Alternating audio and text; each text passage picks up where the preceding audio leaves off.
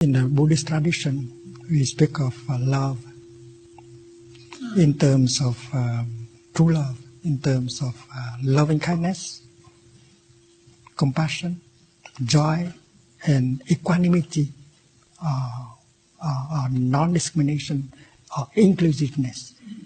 In order to really understand compassion, you should understand also the three other elements of true love. The first element of true love is loving kindness, maitri. It has the power to offer happiness. If love cannot offer happiness, it's not true love. Your true love offer you happiness and offer her happiness. It's not the willingness to offer happiness. Because if you don't understand the other person, the more you try to make him happy, the more you make him suffer. So understanding him, understanding her suffering and need before you can practice loving kindness, maitri. In Asia, there is a fruit called durian. Many people crave for it, but for me, I cannot eat it. And then you say, dear Thầy worked so hard, he should eat some durian. And then you make me suffer by loving me. So we should understand the other person in order to really make him happy. And that is why understanding is the other word for love, for compassion. And that is why we should ask our partner, darling, do you think I understand you enough? If I don't understand you enough, please help me. My wife is right there.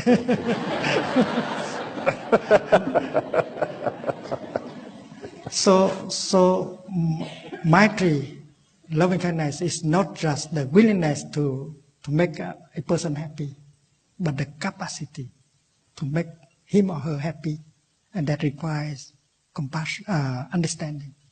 And understanding requires time in order to look deeply. And then the second element is compassion, which is a karuna. Greek compassion is called mahakaruna.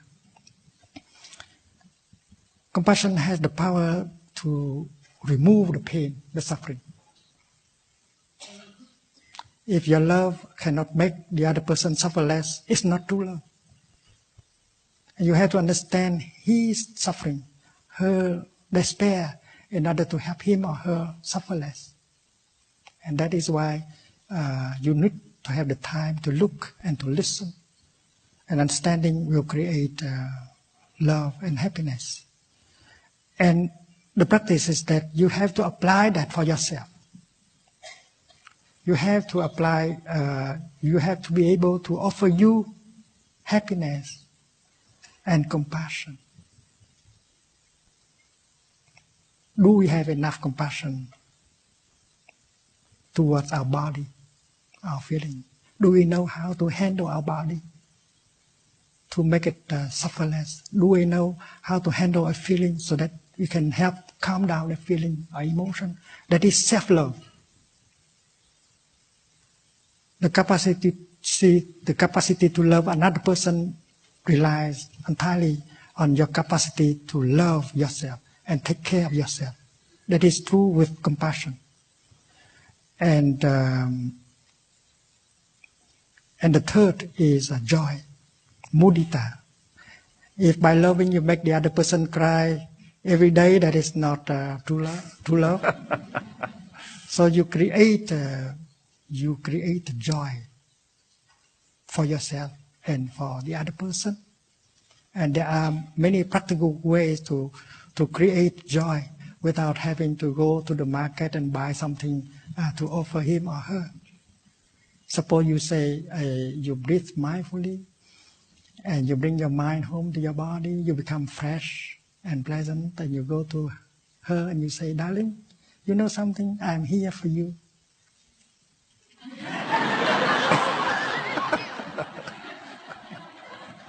How can you love if you are not there. To love means to be there. To be there for the person you love. If you are so busy in your work, if you are so busy making money, and then you have no time for yourself and for your beloved one. And that is why mindful breathing, mindful walking, to bring your mind home to your body and to be relaxed, fresh, and loving, and pronounce the mantra, darling, I am here for you. And that is to bring joy for yourself and for the other person. And when you are truly there and offer your presence to him or to her, you have a chance to acknowledge the presence of the other person as something very precious to you. And that is why you can pronounce the second mantra. Darling, I know you are there and I'm so happy. That is, to be loved means to be recognized as existing.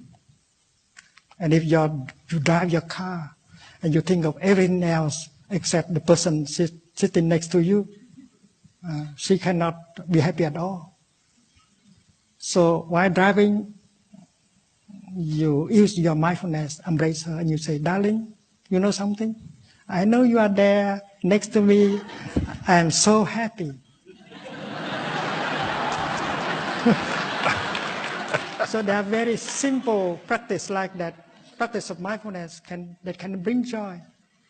And if he is in the office, you can practice the mantra of your telephone or send him an email with the content, darling, I know you are there and I'm very happy. And that is why creating joy is true love. And the fourth element is inclusiveness. We cannot understand compassion deeply without understanding the fourth aspect of true love. In true love, there is no discrimination anymore between the lover and the beloved one. You cannot say, that is, darling, that is your problem.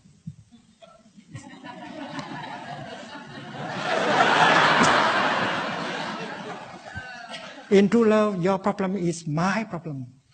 Your happiness is my happiness. My suffering is your suffering. There is no longer any frontier. Inclusiveness. In true love, happiness and suffering are no longer individual matters. And if you continue to love like that, you begin to embrace all of us into your love. Because these four elements of true love are called the four unlimited mind. There can never be enough. You begin with one person, and then if you follow the path of true love, your heart will open, and you will embrace all of us inside. And that is true love, is the kind of love that can enlarge your heart without stopping. One day the Buddha was holding a glass of a bowl of water in his left hand. He's holding a handful of salt in the right hand, and he poured the salt into the water and he stirred. And he asked the monks, my dear friends, do you think that you can drink that water? It's so salty. But if you throw that amount of water into a big river, it will not make the river salty at all. And thousands of people continue to drink the water in the river. So with someone who has a great heart, a big heart, a lot of compassion, they don't suffer anymore. The things that make other people suffer do not make them suffer. It's like one handful of salt can make salty the bowl of water, but cannot make the whole big river suffer at all. So the four Brahma Vihara, the four elements of true love are unlimited. Because by loving in that kind of way, one day you will embrace all of us in your heart. You love not only humans, but animals, plants, and minerals. Because minerals, they are alive also. Minerals can suffer. And that is the love recommended by the Buddha. The love without frontier, without discrimination. And the fourth element of true love is inclusiveness. No discrimination whatsoever. Black or white, north or south, rich or poor, are all objects of your love. And when you have that kind of love, you don't suffer anymore. And you are in a situation to help many people. And that is why all of us who want to serve our society, we should cultivate true love. With true love, we are nourished, we are strong enough. And if we know how to build a community of love, a love community, a compassionate community, and then we will be powerful enough to make change.